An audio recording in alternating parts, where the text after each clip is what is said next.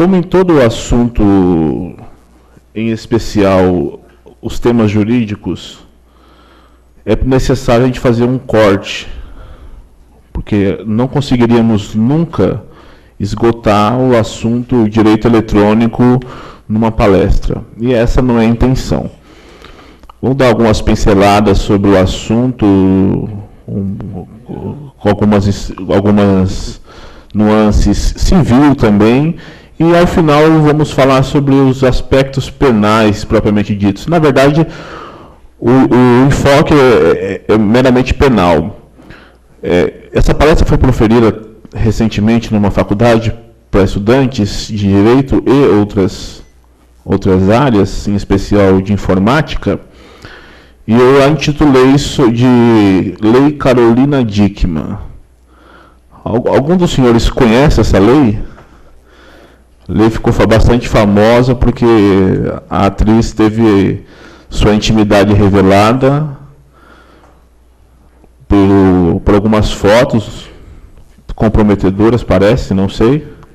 Não cheguei a ter acesso a essas fotos, mas de grande repercussão. E nós, no Brasil, temos um costume até social de dar apelidos à lei.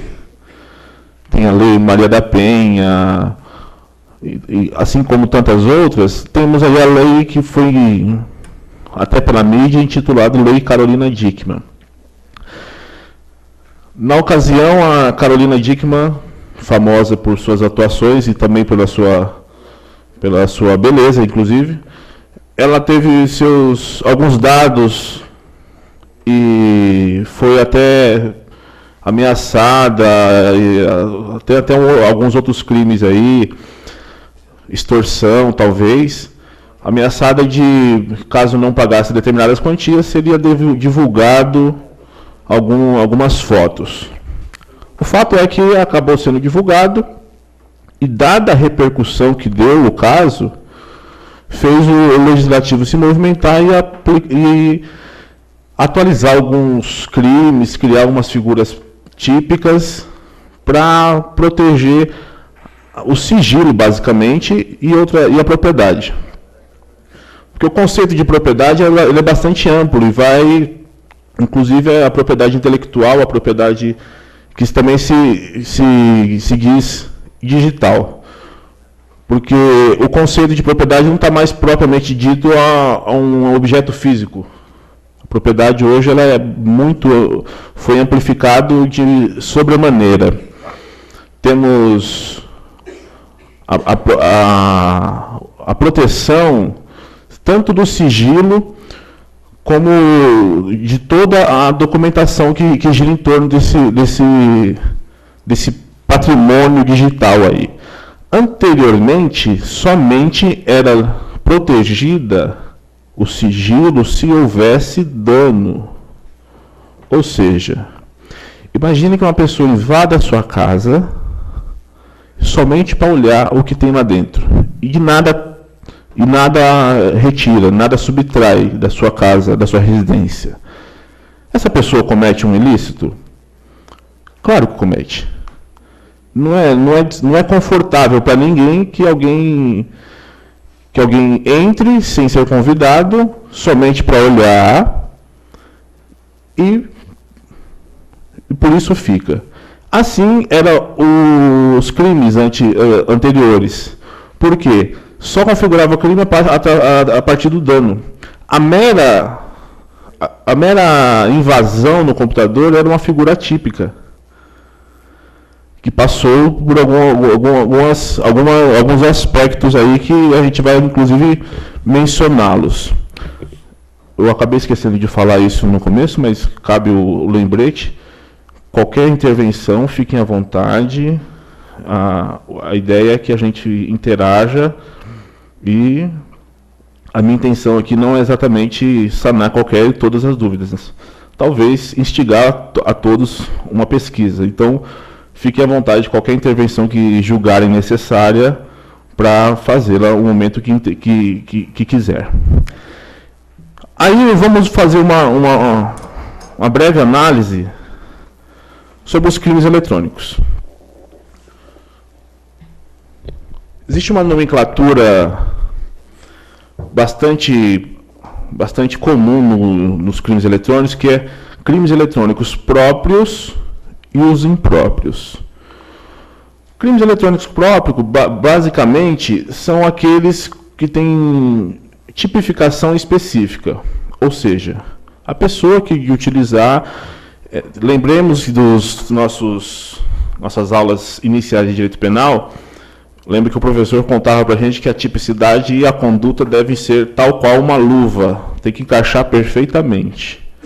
Qualquer deslize aí que faça não encaixar perfeitamente a assunção da lei ao fato típico, não tem, a ação vai ser considerada atípica, ou seja, qualquer deslize ali que não consiga encaixar dentro do verbo nuclear do crime, da figura típica, estaremos sujeitos, fadados à atipicidade. Ou seja, e temos também os crimes eletrônicos impróprios. O que são isso? Nada mais é do que uma pessoa que, por exemplo, se utiliza do meio eletrônico para praticar crimes outros. Façamos uma reflexão breve. É possível uma pessoa, por exemplo, praticar um furto por meio eletrônico? Sim, perfeitamente possível. Um roubo? Não? Não ou sim? Sim. Tem que ter. Porque, normalmente as pessoas dizem, mas como é que a pessoa vai gerar violência? A violência pode ser gerada de muitas formas, inclusive psicológica. A ameaça também pode ser feita por meio digital. E se houver uma subtração, aí tem que ver qual mais se amoldaria, se é extorsão ou se é o roubo. Aí vamos ver. É coisa para analisar o caso concreto. Lembre-se que a fala inicial sobre tipicidade, você tem que encaixar no fato típico ali a ação do agente. Continuando, é possível, por exemplo, uma pessoa cometer um homicídio por meios eletrônicos? Sim, sim. Oi? Homicídio, tem como? Homicídio por meio eletrônico? Possível. É possível.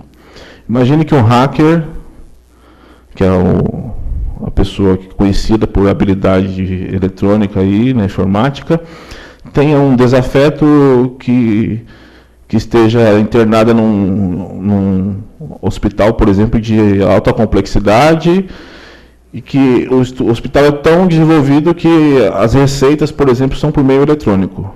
Para evitar aquela dificuldade que a gente tem de ler as receitas do médico, fizeram um sistema eletrônico interno para, por exemplo, a enfermagem receber via mensagem de qualquer tipo, mensagem de texto, as prescrições para o paciente.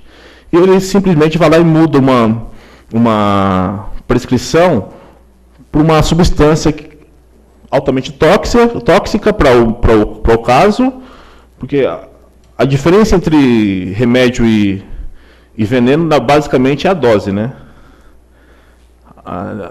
Tem remédio que se dado em dose errada na pessoa em determinadas circunstâncias pode vir a ser letal.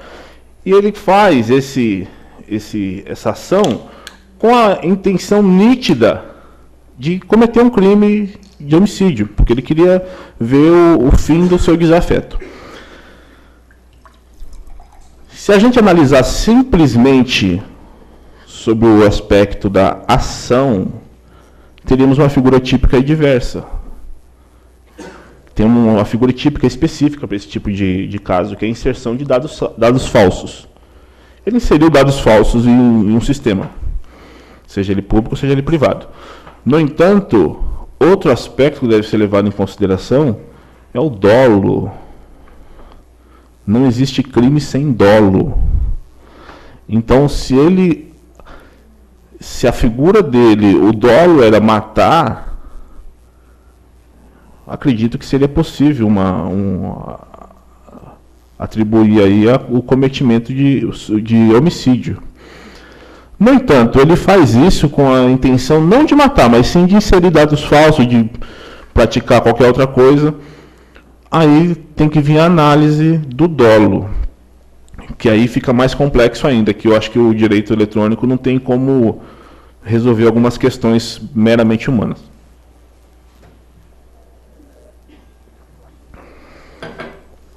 Então, estamos diante de algumas...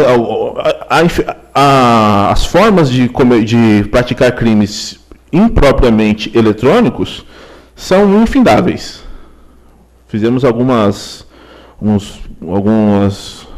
considerações sobre alguns crimes específicos, sobre condutas específicas, mas isso aí pode ser infindável, talvez não, porque o número de condutas é bastante reduzido, né? Mas se o crime admite, não é de mão própria, que o pessoal fala, que é simplesmente só pode ser feito daquela forma, pode ser por meio eletrônico, sim. Então, uma análise sempre salutar é o dolo. Se a pessoa tinha a intenção de matar e inseriu dados falsos, na verdade, pode ser caracterizada como crime, como homicídio. Se ela tinha a intenção de inserir dados falsos, ou tinha a intenção de simplesmente mostrar para os colegas o quão habilidoso ele é nessas funções, mas inseriu dados falsos e por isso acarretou a morte, aí o homicídio pode ser até culposo, né? Ou então com o resultado morte. Não sei se existe previsão, eu acredito que não.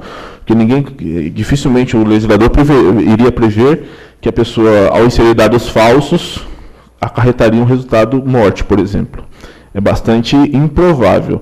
No entanto, estamos aí com a internet a tal modo que podemos ter essas nuances aí. Um artigo bastante complexo para lidar com o direito eletrônico é o artigo 4º do Código Penal. Salvo engano, o Código Penal é de 1941. Teve uma reforma substancial na década de 80. E vem tendo reformas ao longo do tempo aí, mas a grande reforma que teve foi na década de 80. Quis o legislador, esse artigo, salvo engano, é originalmente da codificação de 1940, da década de 40. Eu não vou cometer o equívoco aí de 40 a 41, mas vamos colocar década de 40. Ele disse: considera-se praticado o crime no momento da ação ou omissão, ainda que outro seja o momento do resultado. Aí vocês podem me perguntar assim, mas qual a implicação para o tema o lugar do crime? Aliás, desculpa, o tempo do crime. Vamos pensar comigo. Você abriu a sua caixa de e-mail hoje e tem um e-mail lá que você ganhou qualquer coisa aí e você acreditou. Só uma ressalva. Ontem, eu não sei, eu não acompanhei o noticiário, mas ontem prescrevia eu não sei se é prescrição ou decadência, mas o prazo que a pessoa tinha para recuperar um prêmio de 23 milhões, se eu não me engano, venceu ontem. Alguém tem a informação se a pessoa foi lá retirar o prêmio? Não foi. Que bom. Alguém aqui é beneficiário do FIES? O dinheiro foi para o FIES. Você vai ter juros menores a partir de hoje. Os 23 milhões voltou para a Caixa Econômica, e normalmente quando acontece prescrição ou decadência, pouco importa o nome técnico hoje, esse dinheiro volta para a Caixa Econômica para ser investido no FIES. Então a pessoa deixou lá 23 milhões para o FIES. Que bom para nós, né? Vamos ser beneficiados como um todo, aí, como sociedade. Então,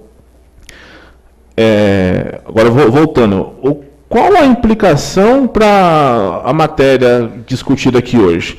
Você recebeu o e-mail da Caixa Econômica, diz ser da Caixa Econômica Federal, que você tem um prêmio para ser retirado e foi colocado na sua conta. Você, que nem correntista da Caixa Econômica acaba acreditando e acessando aquele e-mail com toda a confiança que era da Caixa Econômica. O nível de precisão dos falsificadores de sites é tamanho que eles colocam erros de português para ele saber qual é o certo, qual é o errado. Basicamente, acontece isso. Para que eles saibam, para que eles não sejam enganados. O nível de precisão é tamanho que eles fazem isso. Então, você clicou lá e aconteceu aquela maravilha no seu HD. Destruiu todos os seus arquivos. Você que não tinha nenhum backup na nuvem, no pendrive, no HD externo, perdeu todas as petições dos seus clientes, todas, e vai ter que refazê-las todas. Imagina o tamanho do prejuízo. Prejuízo financeiro a gente consegue até calcular, né? Agora, vai explicar para o cliente que todo o histórico do processo dele você perdeu. E talvez aquela ideia maravilhosa que você teve e guardou, para ela voltar, as ideias são difíceis de voltar, na verdade. Então, quando você as tiver, anote-as, seja no post-it, seja no computador. Então, ocorreu isso. No entanto, você abriu o e-mail hoje, ok. Certamente a pessoa que te mandou esse e-mail, mandou ontem, anteontem, que você é uma pessoa que vê o e-mail todo dia. Agora, suponha que você é uma pessoa que não vê aquela conta todo dia. Eu tenho a impressão que alguns colegas fazem isso, que às vezes a gente manda uns e-mails que exigem resposta imediata, quase, né? A gente espera um dia, 2, 3, uma semana. Você encontra a pessoa, então... A pessoa abriu esse e-mail, por exemplo, daqui 3 anos. 3 anos e um dia, para ficar mais fácil. Porque, em tese, alguns crimes que prescrevem em 3 anos. Vamos supor que esse crime que ele tenha cometido prescrevesse em 3 anos. Qual seria o momento do crime? Diz o artigo 4º que considera-se praticado o crime no momento da ação ou omissão, ainda que outro seja do resultado. Ou seja, a ação ou omissão ocorreu 3 anos antes de você ter o resultado. Como é que resolve a questão da prescrição, por exemplo? Vocês têm alguma ideia?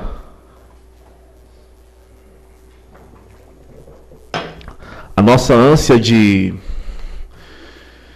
punir tudo no direito através do direito penal faz com que a gente fique...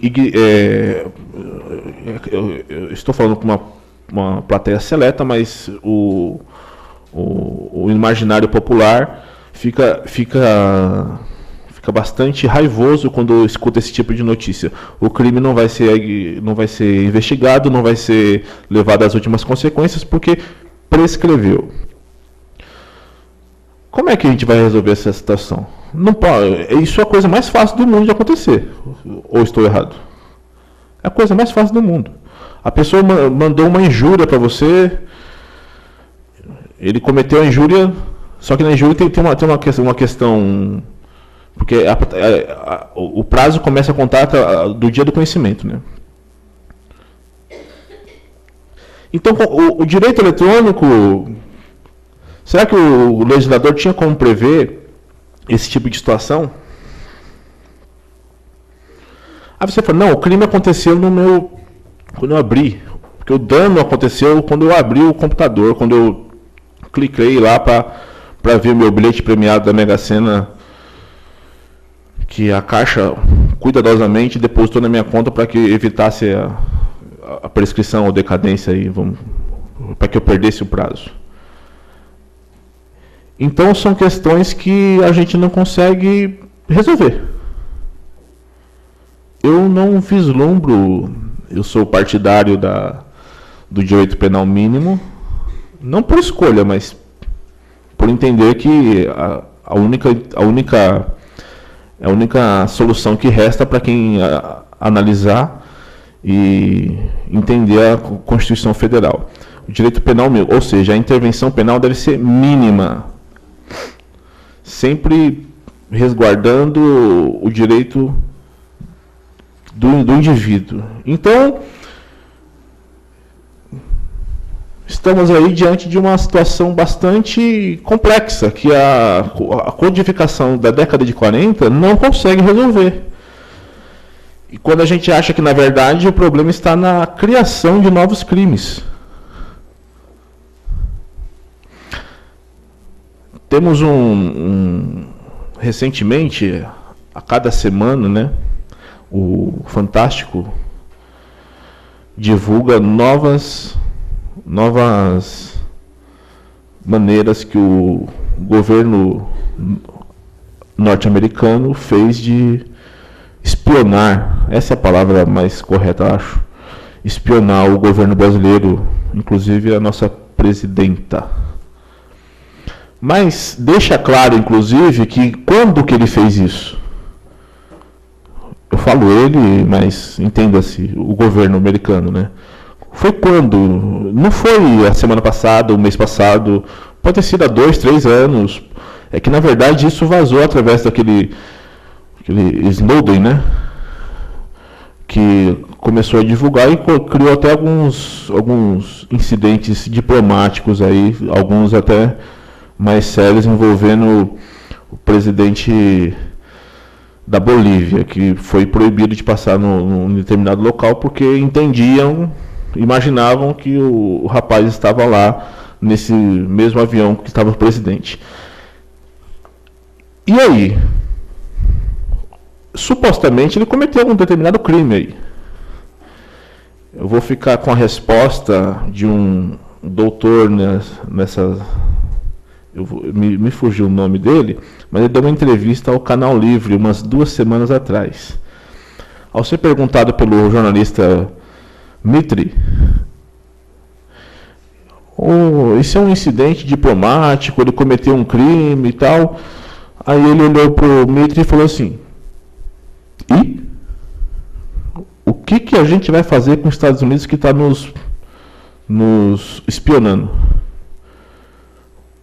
Ou acho que o que nos resta fazer é falar bom dia, Obama, né? Bom dia, Obama, bom dia, Michele, e continuar a nossa conversa, porque se ele está espionando, o que a gente tem que fazer? Qual que é a sanção para a potência mundial, bélica, econômica? O que a gente vai fazer com... Ah, mas tem tratado internacional. Ok. Ele descumpre. Basicamente, felizmente ou infelizmente, me desculpe os teóricos do direito internacional, os tratados econômicos servem para quem está disposto a cumpri-los. Quem não estiver disposto a cumprir, não vai cumprir. Acho que eu estou cometendo algum tipo de exagero aqui? Não. Salvo engano, os Estados Unidos não foi autorizado a invadir o Iraque, o Afeganistão. Não foi autorizado, ao contrário, foi vetado, salvo engano, na ocasião, pela França e pela Rússia também. Então, o Conselho de Segurança, que é formado por 5, 2 vetam, 2 que têm poder de veto, os membros, os 5 com poderes de veto, que são os membros permanentes, 2 deles vetaram e simplesmente continuaram o intento deles.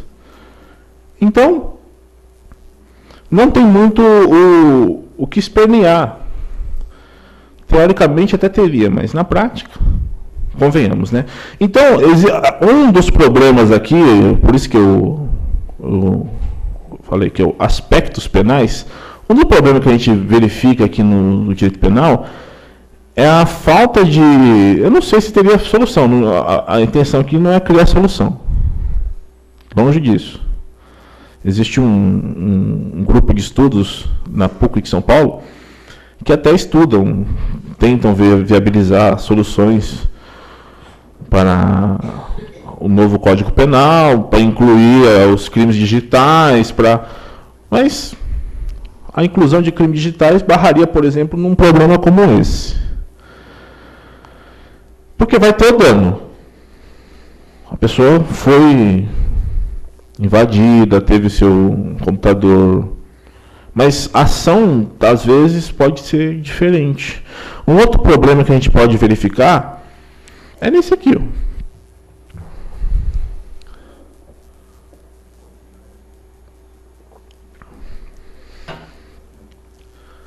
Aonde foi o lugar do crime? Diz o artigo 6º do Código Penal. Considera-se praticado o crime no lugar em que ocorreu a ação ou omissão, no todo ou em parte, bem como onde se produziu ou deveria produzir-se o resultado. Isso aqui é um pouquinho mais amplo, né? Aos estudiosos do direito penal, isso aqui é chamada teoria da ubiquidade. E o outro é a chamada teoria da ação.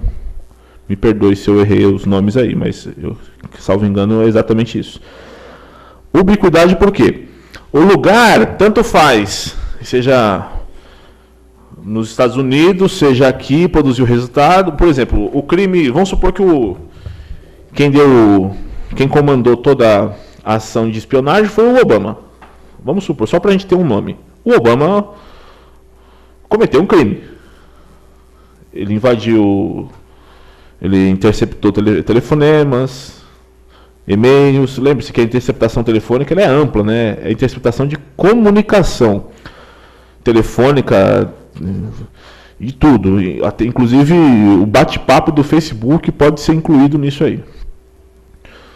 Então, o Obama cometeu essa série de crimes por meio eletrônico.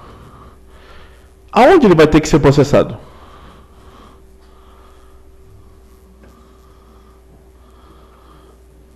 Aqui no Brasil? Aqui no Brasil, senhores? Ou no lugar que ele cometeu? Aonde é o lugar que ele cometeu? Vai saber, né? Você consegue fazer o rastreamento aí pelo IP. Antigamente era quem dominava a linguagem de computadores aí, saber o IP é a coisa mais complexa do mundo. Hoje, um linkzinho no Google você consegue identificar qualquer IP do mundo. Se os senhores tiverem a curiosidade de, por exemplo, visitar meu site e mandar uma mensagem lá no Fale Conosco, eu vou receber um e-mail com sua identificação, com seu IP. Não porque eu queria, não, é um formulário padrão do provedor lá. Ele me manda o IP de onde saiu a mensagem. Aí eu falei, qual que é a importância de saber o IP da mensagem? Um dia eu soube. Eu tenho 3 clientes chamados Felipe. E 2 deles têm a companheira do mesmo nome. É muita coincidência, né? Ou azar. Aí uma entrou, não sei porque ela não conseguiu falar comigo e tal, ela entrou no meu site e mandou uma mensagem muito carinhosa sobre, não lembro exatamente o tema, mas ela estava, eu tentei ligar uma coisa com a outra, a mensagem com o cliente, não batia as coisas, né? Aliás, foi aí que eu descobri que eu já sabia que os 3 chamavam Felipe, mas que 2 deles tinham a mesma companheira, não sei se era namorada, a companheira lá do mesmo nome. Eu descobri naquele dia que os 2 deles tinham uma companheira do mesmo nome. Não sei se é a mesma, não quis nem saber. Pode até ser, né? Vai saber. Então, mas aí eu, por curiosidade, eu coloquei o IP lá que veio e tal. Tem um site no Google, coisa mais fácil do mundo. Eu que sou um mero usuário, consegui rastrear. Aí percebi que era próximo da casa de um deles. Aí que eu falei, deve ser o Felipe tal. Aí eu fui conversar, porque até então, saber de onde veio pode ser importante, por exemplo, para você rastrear o autor do crime, do dano, de qualquer coisa que aconteça com você. Por quê? Todas essas informações são rastreadas pelo IP. Inclusive o seu smartphone também tem um IP. Vocês acham que é difícil descobrir onde você está com o smartphone? Aí você olha para mim, não, eu sou esperto, eu fui no meu smartphone lá, o da maçãzinha, e coloquei para desligar o rastreabilidade. Ok, mas você acha que... Esquece o smartphone, o telefonezinho lá que só faz ligação, porque o telefone normalmente é para fazer ligação mesmo, né? Hoje o smartphone faz tudo, ligação é um mero detalhe. Mas imagine que você esteja no seu celular, que não tem nenhum desses recursos, você acha que a operadora não sabe onde você está? Ela sabe precisamente aonde está. Mas qual o interesse da operadora? É o interesse de cobrar. Porque dependendo de onde você está, o preço da ligação é um. Se você ultrapassar uma linha ali, o preço é outro. Isso teve implicações, inclusive, no caso da Mércia Nakajima. A pessoa que era acusada, ele dizia que não estava lá, naquele local, naquele dia. E foi provado que ele fez ligações daquele dia, naquele local, numa área que não tem como ela precisar, estava aqui, né? Mas ela falou o seguinte, eu tenho 2 antenas, ele estava entre essas 2, que dava o exato local. Tanto é que foi um dos primeiros, não sei se foi o primeiro, mas foi transmitido inclusive ao vivo pela internet, por alguns canais de TV. Eu acho, inclusive, só fazer uma reserva aqui, eu acho extremamente salutar essa ideia do Tribunal de Justiça de São Paulo. Vou falar por quê.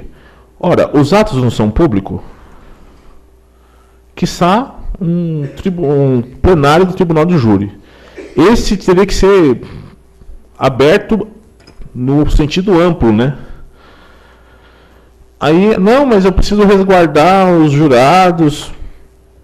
Eu não vejo motivo para resguardar, a menos que queiram, não quero aparecer na televisão. Motivos civis.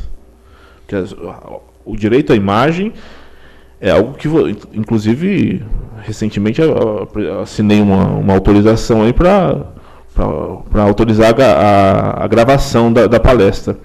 Então, se eu não quisesse autorizar, talvez não seria gravado. Então, o que acontece? Por questões meramente civis, você podia proteger talvez agora. Eu acho que nome é uma coisa pública. A pessoa se dispôs a estar naquele local, ele tem que ter a publicidade do ato. Então, eu quero aqui deixar, inclusive, parabenizar. Acho que deveria ser comum isso. Porque temos que usar isso a nosso favor.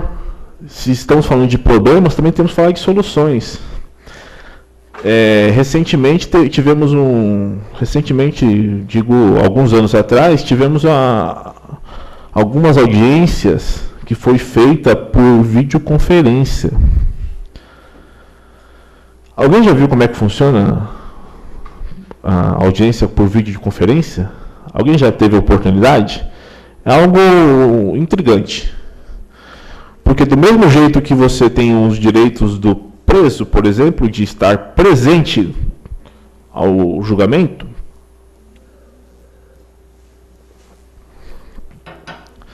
nós temos também uma outra necessidade dos órgãos públicos de preservar a segurança de seus agentes. Mas por que segurança? Porque se você ler o Código de Processo Penal, onde prevê a audiência por videoconferência, a primeira das soluções é de que o juiz, o advogado e o promotor vá até o local, o presídio no caso. Mas, alegando segurança, eles preferiram não fazer. Tiveram alguns problemas, por quê? Eles fizeram antes da reforma do Código de Processo Penal e entenderam inconstitucional o artigo porque falava de processo penal, e isso aí compete tão somente à União. E foi uma legislação estadual que viabilizou a teleconferência. Agora, aí o que aconteceu? Todas essas audiências foram consideradas nulas e teve que ser refeitas. Só para lembrá-los, isso aí foi feito numa época bastante conturbada do nosso estado, quando, salvo engano, em 2006, tivemos os ataques de uma organização criminosa e, basicamente, para evitar esse transporte e trazer insegurança para toda a sociedade, pensou-se nessa solução. A princípio, hoje não teria mais problemas, mas eu acho que eles resolveram de outra forma, porque não existe, inclusive, viabilidade técnica para se fazer a audiência hoje, pelo menos nos fóruns que a gente costuma ir, eu não vejo nenhuma possibilidade de fazer essa gravação. No entanto, hoje todas as audiências em algumas comarcas são gravadas. Mas para que gravação? Para ter a naturalidade da prova garantida. Ou seja, não é o que a pessoa falou, o juiz entendeu e passou para o escrevente. Não. Na hora de analisar a prova, de condenar ou absolver, o juiz vai ouvir, de fato, através de uma mídia eletrônica, o que foi falado. Isso ajuda ou atrapalha, dependendo do caso.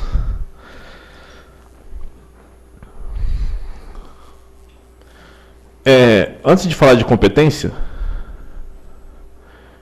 é a relação que existe aqui com... Depois de muito estudar e quebrar a cabeça na faculdade sobre esse assunto, eu fui falar com um amigo, hoje amigo, na ocasião ele é professor de outra matéria, que não de processo civil. Eu relia, não conseguia entender que processo civil é algo complexo para a gente... Depois a gente vai entender, depois que a gente se forma, começa a atuar, a gente entende a complexidade do assunto e a necessidade de sabê-lo de forma íntegra, né? Mas competência, basicamente, o que é competência? É delimitação da jurisdição. Ponto. Com duas palavras, este professor que está ali citado, eu tive o cuidado de pedir para ele a permissão, ele permitiu. Está ali citado, resolve todo o problema. Por quê? Delimita por matéria, por tempo, por lugar, por... Então, basicamente é isso. Toda a problemática está aqui. O lugar do crime, basicamente, vai dizer a competência do crime. Dependendo do caso, as técnicas de defesa são amplas, né? Você pode deixar um processo, às vezes, correr de maneira no juízo incompetente e alegá-lo só depois. Ah, mas isso não pode sim. Porque isso aí é matéria de ordem pública, o juiz tem que observar. Então, se ele tem que observar e você observou e preferiu silenciar-se, todos os atos que foi feito pelo juiz incompetente são declarados nulos. Então, também teremos alguns problemas aí. Por quê? Aonde é considerado... Vamos tirar o Obama do exemplo, mas vamos colocar um camarada que está do seu lado, por exemplo. Aonde é considerado o crime? Aonde ele teclou o Enter e mandou o e-mail para você? Ou nos Estados Unidos, onde fica o servidor do Google? Ou na onde a pessoa abrir o e-mail?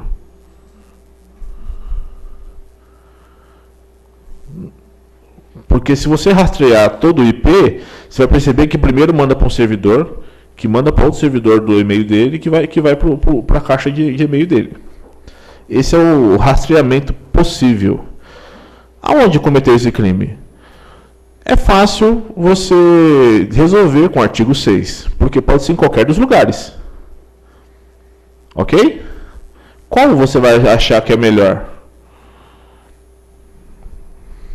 Isso vai depender da análise do caso concreto aí. E temos aí uma outra coisa que o direito não conseguiu prever e chegamos, enfim, numa complexidade tamanha que a gente não consegue resolver, eu acho. Eu acho que a competência, muito embora seja... eu acho que é importante, inclusive, você saber onde ocorreu o crime, precisamente. Agora vamos pensar numa solução. Faria uma regra específica para crimes eletrônicos? Acho que um pouco temerário, porque o próprio título do Código Penal diz que é a parte geral, ou seja, tudo isso aqui acontece para todos os crimes. Então, o problema maior talvez não seja exatamente a criação ou extinção ou das figuras típicas. Talvez o problema está na parte geral. Talvez, não estou afirmando, longe de mim, não é esse o objetivo. Mas talvez estejamos com um problema na parte geral e estamos tentando resolver na parte específica, criando crime.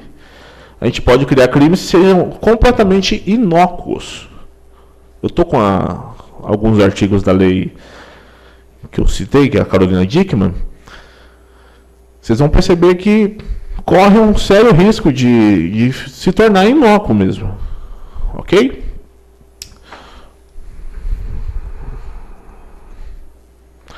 Diz aí a lei Carolina Dickmann. Criou um artigo 154A. Se você tiver a curiosidade de olhar aí em que título, está no capítulo aqui que fala sobre a propriedade, não é? Olha lá. Lembra que eu falei para vocês que antigamente, se a pessoa não te causasse dano algum, estaria fadado à atipicidade da conduta? Então aí foi bastante específico o nosso legislador. Invadir dispositivo informático alheio. O que é dispositivo informático? Tudo que você pode imaginar. Existe Palm Top ainda? Existe, senhores? Os mais jovens aí, principalmente, vai me dizer. Já ouviram falar em Palm Top? Não, né? Não. Palm Top é um antecessor do smartphone ou do tablet, talvez. Que era um computadorzinho muito limitado. Basicamente a inserção de dados. E você não conseguia fazer nada com ele, só conseguia pagar caro sobre ele.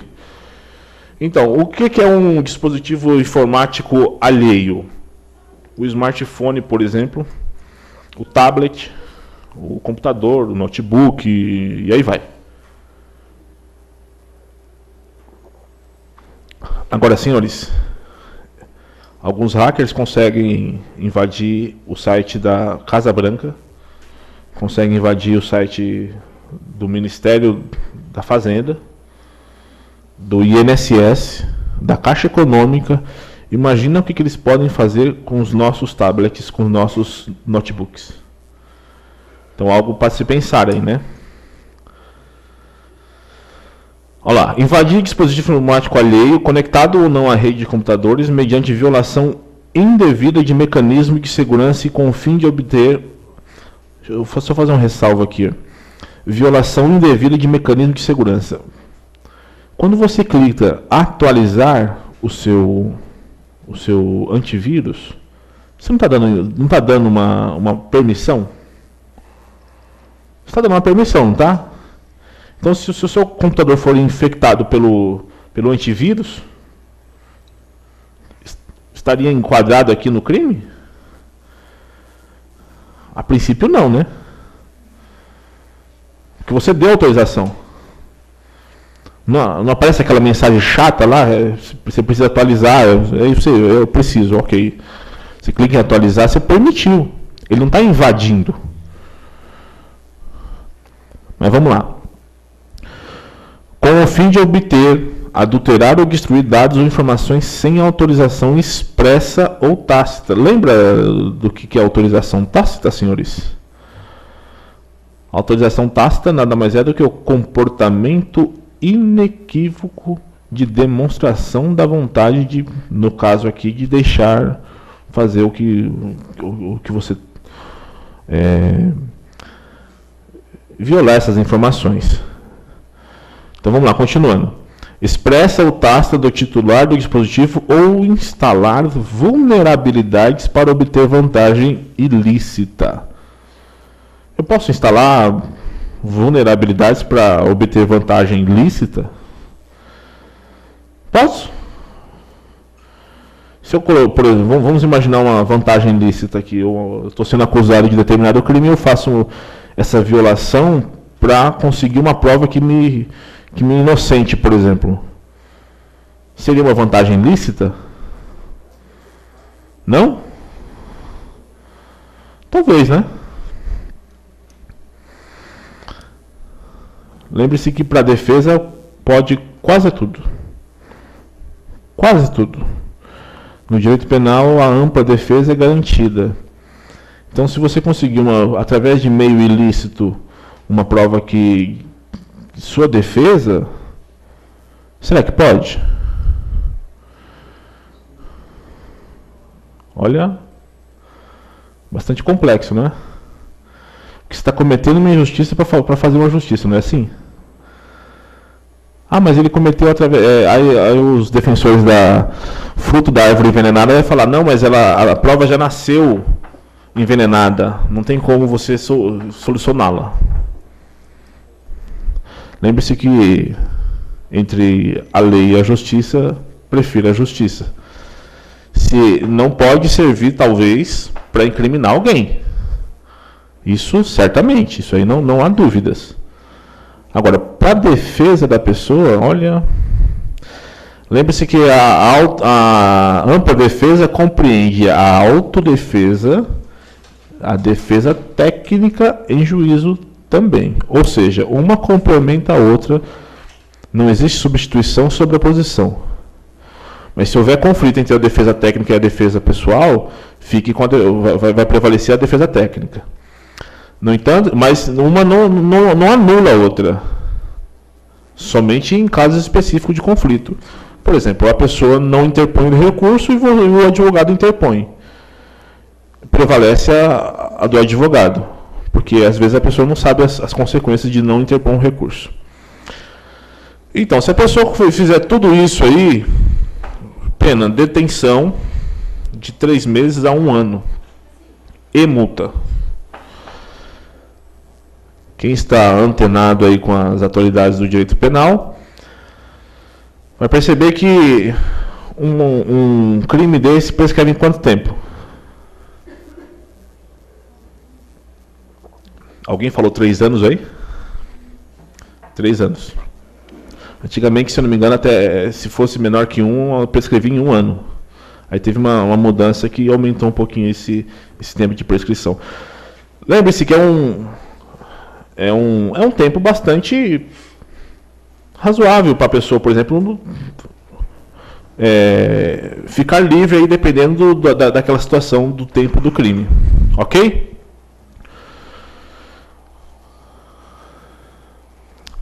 Lá, continuando aí.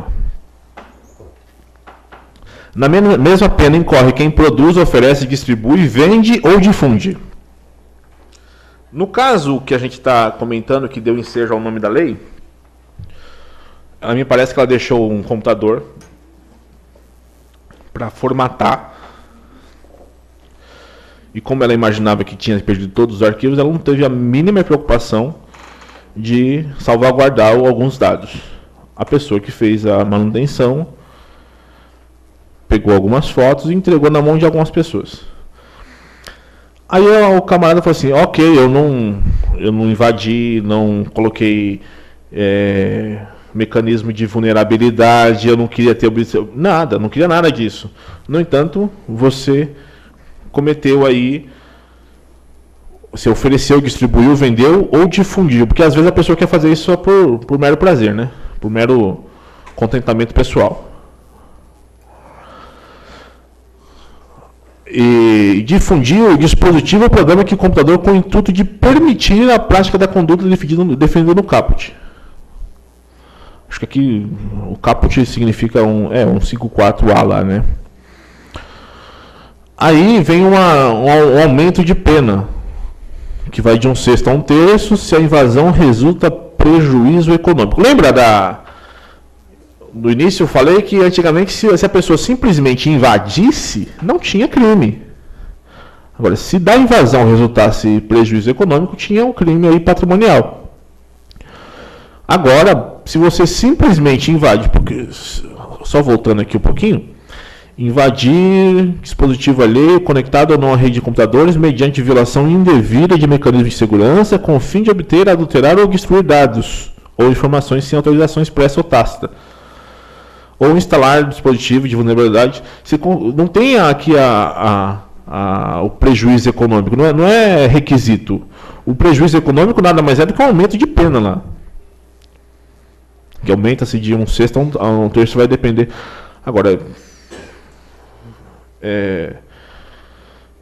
teve um prejuízo de 10 mil ou de 10 reais. Aí vai a análise do caso concreto aí para ver que a individualização da pena, inclusive, é um preceito fundamental aí que deve ser preservado, inclusive cláusula pétrea da nossa Constituição. Se da invasão o resultado é a obtenção de conteúdos de comunicações eletrônicas privadas, segredos comerciais. Teve uma empresa que foi alvo disso, não foi? No Brasil, recentemente? Uma empresa chamada Petrobras, né? Inclusive pelo governo americano. Que coisa, não? Não se encaixa aqui, ó. Se da invasão resultar a obtenção de conteúdo de comunicações eletrônicas privadas, segredos comerciais ou industriais, informações sigilosas, assim definidas em lei, ou o controle remoto não autorizado do dispositivo invadido. Controle remoto não autorizado é o que na tradução para o português os americanos chamam de como se o vizinho. Eles têm um sistema de espionagem eletrônica que chama, eu não lembro o termo em inglês, mas é basicamente o vizinho. É como se você estivesse mexendo no seu computador e uma pessoa do lado olhando tudo. Tudo. Só que além de olhar, ele grava, ele consegue tudo. E isso é tido como um trunfo da tecnologia americana, inclusive, né? Pena de reclusão de 6 meses a 2 anos e multa se a conduta não constituir crime mais grave. Porque pode ter crime mais grave do que isso nesses moldes aqui? Talvez, né? Pode ter violação de sigilo profissional, violação de segredo industrial, tem condutas específicas aí. Ok? Eu só não gosto dessas palavras que o legislador gosta de usar, mais grave. O que é mais grave? Um roubo do terceiro ou um furto seu? Você entendeu? O julgamento mais grave ou menos grave aí fica bastante prejudicado se não for analisado no caso concreto. Porque para mim o crime mais grave é aquele que é cometido contra a minha pessoa. Ou com alguém que eu conheça. Não é assim?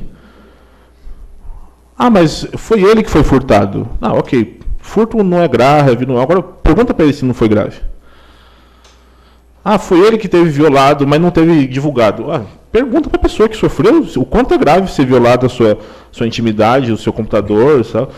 Fala em violação de... Tem uma história que traz no... Eu não vivi, eu não assisti essa parte da história, mas eu li, eu pesquisei. Brigitte Bardot, uma atriz conhecidíssima, certa feita foi flagrada em trajes íntimos ou nua, não sei exatamente,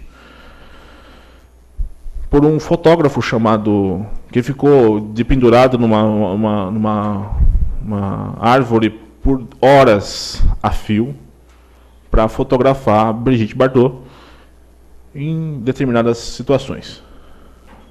Ele conseguiu as tais fotos, publicou numa revista, tal. Essas fotos foram amplamente difundidas.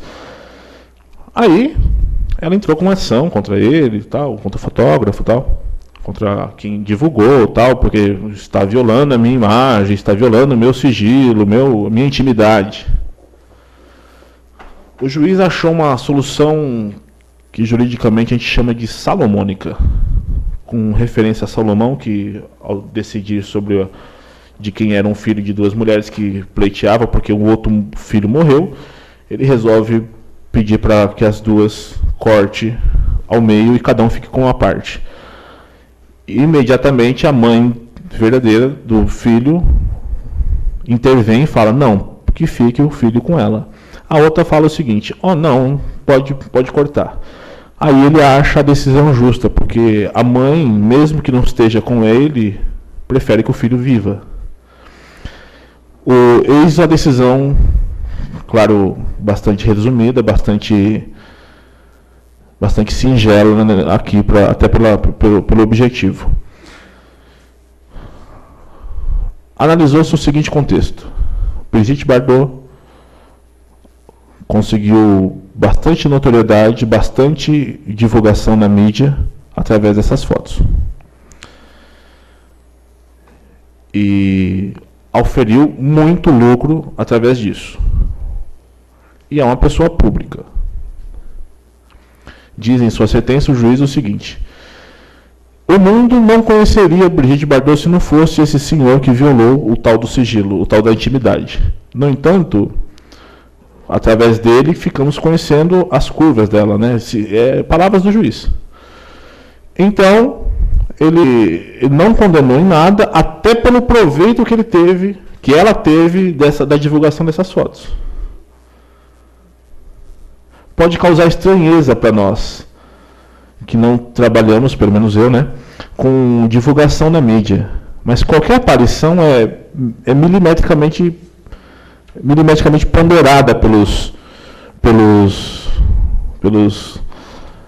diretores e vendedores, basicamente, de exposição na mídia. Por quê? Qualquer exposição gera dividendos para quem está sendo, para quem vive disso. Então, até que ponto, por exemplo, a divulgação da foto do filho da Madonna, eu lembro que assim que ela teve um filho, era a coisa mais guardada, ela não deixava ninguém tirar qualquer foto, vivia seguranças para evitar esse tipo de assédio. Então, até que ponto a pessoa que já é pública, que já tem a sua exposição, até que ponto isso é dano para a pessoa ter uma foto dessa divulgada, por exemplo? No caso da Carolina Dickmann, ela não teve, aparentemente, nenhum tipo de divulgação. Seja proveitosa, que fosse proveitosa para ela. Mas, por exemplo, imagine que você encontre em qualquer lugar o Joel Santana e comece a rir, por exemplo, daquela forma que ele foi flagrado falando inglês. Se você perceber, ele depois desse mico que ele pagou, como diz o dito popular, depois desse mico ele oferiu lucro. Ele teve alguns comerciais que foram feitos exatamente sobre essa forma engraçada dele falar inglês. Ele pode reclamar, alegar? Eu acho que não. Eu entendo que não, porque ele está, inclusive, sendo bastante beneficiado. Então, a exposição aí tem várias nuances. Não é, eu fui exposto, eu quero minha parte em pecúnia, por exemplo, para ressarcir o dano que eu tive. Mas tem que ver se teve dano. No caso do Joel Santana, fica claro que ele não teve dano algum. Doutor, como é que está meu tempo?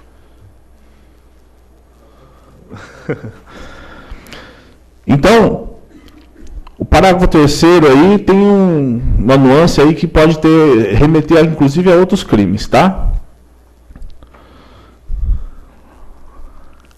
Vamos lá.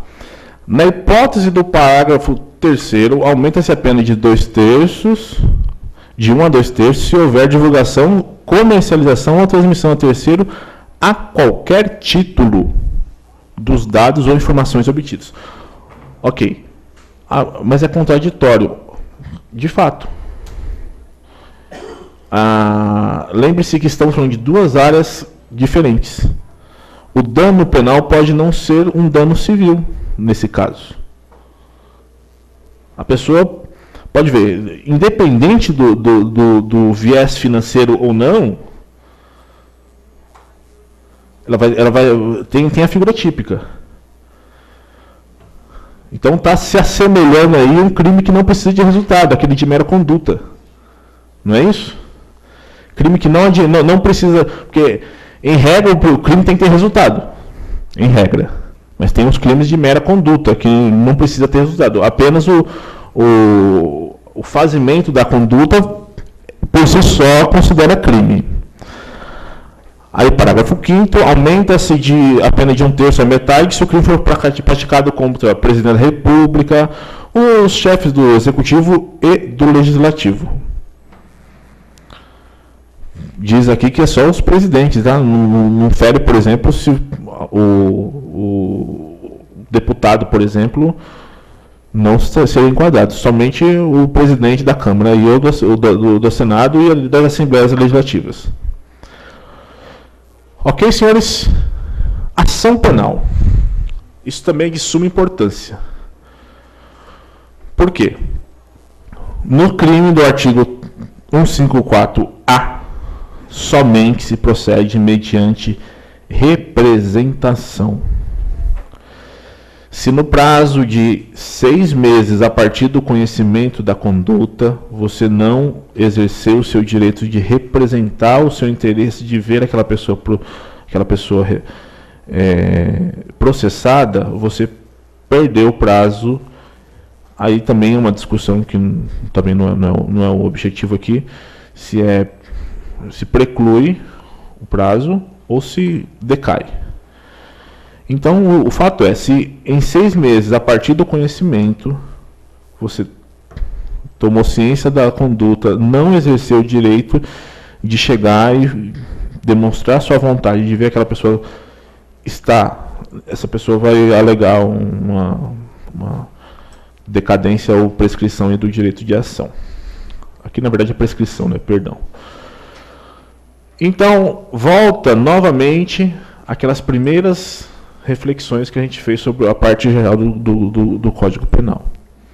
Estamos diante de novas legislações que criaram figuras típicas, só que não resolveram o problema na sua totalidade, porque talvez o problema maior pode se residir na parte geral do Código e não na parte específica. Estamos falando aqui de um crime que traz repercussões tamanhas para o nosso dia a dia, não é verdade? A figura típica penal normalmente é criada para aquelas excepcionalidades que atormentam a paz social. É o que diz os teóricos do direito penal, que a paz social fica abalada a tal ponto que faz com que o legislador se movimente e crie a figura típica para proteger aquele bem que seja atingido através daquela conduta específica. Quem aqui passou a ficar mais tranquilo com as suas transações financeiras pela internet depois do advento dessa lei? Alguém? Ninguém? Quem tinha medo continua tendo medo, não é verdade? Quem não tinha medo, que é o meu caso, continua não tendo medo. Que é o caso do meu. Continuo fazendo porque eu entendo que a proteção que o consumidor tem em frente aos bancos é capaz de sanar alguns problemas. Vai ter alguns dor de cabeça aí e tal, mas você consegue depois uma proteção aí ampla e garantida pelo CDC. O que eu quero dizer com isso? Até que ponto seria o caso de movimentar toda uma gama de projeto de lei? A tramitação foi bastante exemplar, inclusive, a ponto de criar figuras típicas que não são exatamente aquele primor de necessidade. Ou seja, Minha vida não mudou nada depois dessa lei. Deveria mudar, porque se o legislativo resolveu se ambientar, discutir, fazer proposta, passa pelas casas legislativas federais, passa pelo veto ou aprovação ou sanção da presidente. Então movimentou toda uma gama de elementos imprescindíveis para regular umas questões que a gente continua com os mesmos problemas. Até porque tem crime que não precisaria de lei para ser considerado crime.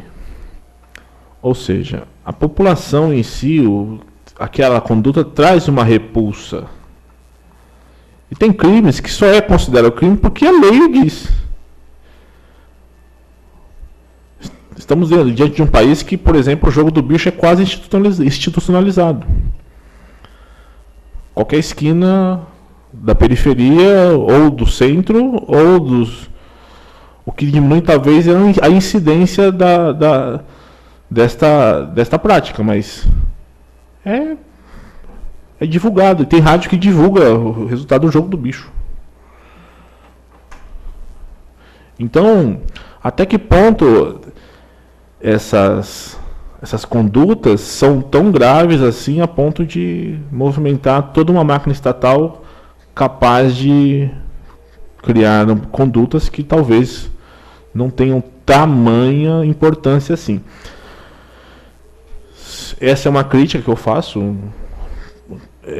Reafirmo minha posição de ser favorável do direito penal mínimo, ou seja, a intervenção penal deve ser a última e de maneira bastante minimizada. Por quê? Quem tem o desgosto, o desprazer de passar por um processo penal sabe do que eu estou falando. Nós, como advogados, que temos na defesa dos nossos clientes, sabemos o que acarreta para o cliente.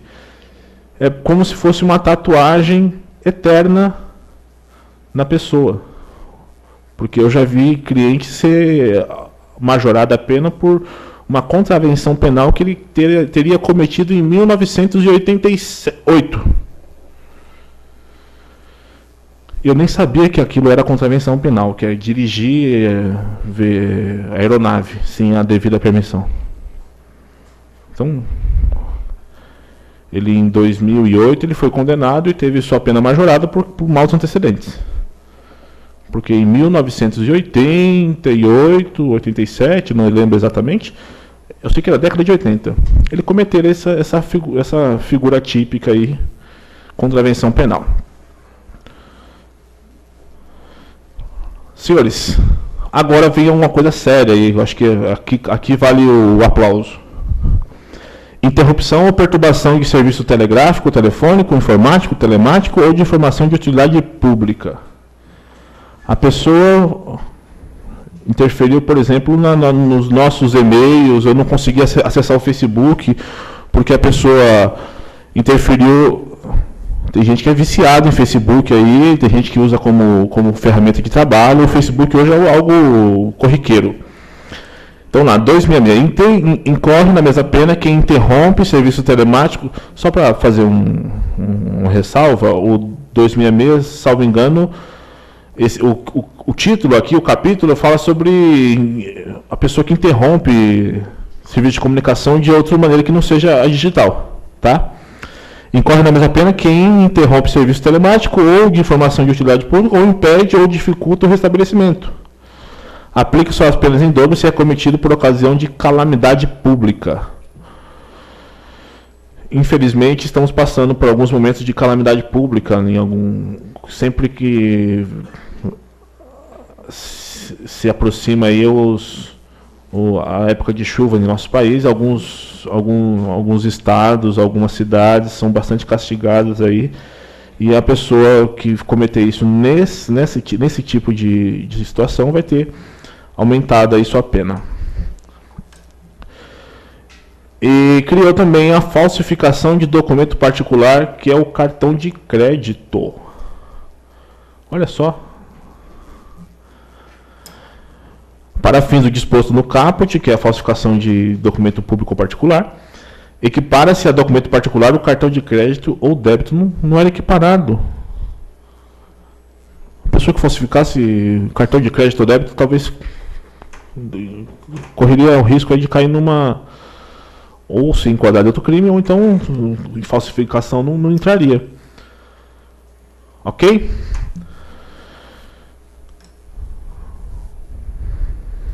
Aqui basicamente é uns aumentos de pena e que a análise depende muito do caso concreto. Tá? O parágrafo 3º aqui se a invasão é o resultado da obtenção do conteúdo de comunicações eletrônicas privadas, segredos comerciais ou industriais. Ah, não, desculpa, na verdade já foi lido aqui. Ok. Senhores, basicamente o que tínhamos a comentar era sobre o tema, bastante sucinto, inclusive. Eu peço qualquer dúvida ou sugestão, eu deixei o meu e-mail no primeiro slide.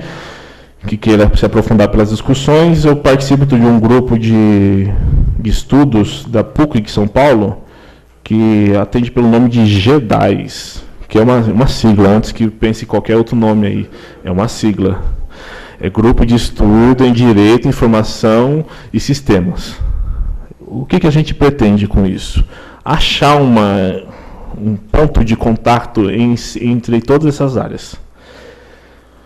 Como que a gente consegue fazer isso? Lendo bastante, discutindo muito. E o nosso orientador, o professor Márcio Pugliese, tenta, em última análise, fazer um software de inteligência artificial capaz de fazer a sentença. Você pode falar assim, desculpa os estagiários, se tiver algum aqui, eu faço essa piada até por ter sido estagiário e ter muito orgulho disso, inclusive. Certa feita, um chefe meu falou assim, moça, mas isso não precisa disso. Por quê? Já temos essa máquina. Qual? Estagiário. Então, na verdade, o intuito é que através de sistemas de inteligência artificial, o que significa inteligência artificial? É a inteligência movida pelo próprio sistema. Se você perceber, o seu smartphone ele tem uma certa inteligência artificial. Se você começa a digitar algumas palavras que é própria do seu vocabulário, ele já supõe que vai ser escrita aquela palavra, ele coloca aquela palavra como sugestão. Então, a ideia é essa. Temos o projeto inicial é que faça uma sentença de inventário. Então, é um desafio enorme para a gente conseguir trazer a nossa parte dos juristas lá, a parte dos advogados, o pessoal do direito, é evitar o avanço desmedido da informática, porque o que a gente precisa ponderar? Que temos direitos e garantias individuais a proteger e o direito que a pessoa tem de ter uma análise personificada do seu caso. Muito embora, por vezes, a gente tenha essa ideia de que não foi exatamente um juiz que analisou o nosso caso. A gente percebe alguns modelos aí que às vezes não condizem com a realidade legislativa, né? Mas não é o caso da gente discutir aqui, mas esse é o projeto inicial. Tem lá o meu site no primeiro slide. Quem quiser participar das discussões, trazer novas ideias, fique à vontade. Eu agora vou abrir um espaço para perguntas, se tiver, claro.